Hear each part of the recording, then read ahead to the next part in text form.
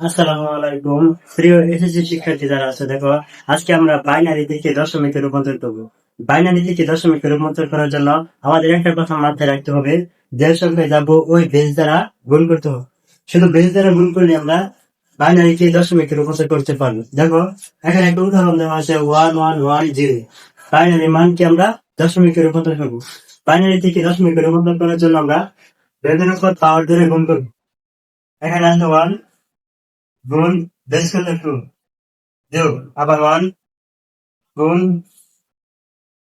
2, আবার 1 গুণ 2, আবার 1 গুণ 2, যোগ 0 গুণ 2।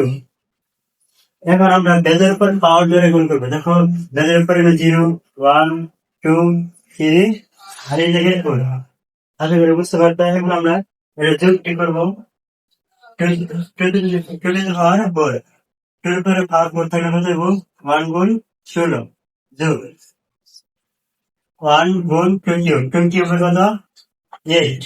1 গুণ 8 যোগ 1 যোগ 2 স্কয়ারে 4 যোগ 1 গুণ 2 তে যোগ যোগ 0 টা যাই গুণ করে দাও 0।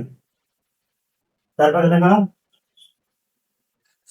16 কে 16 যোগ 8 কে 8 যোগ 4 কে 4 যোগ 2 কে 2।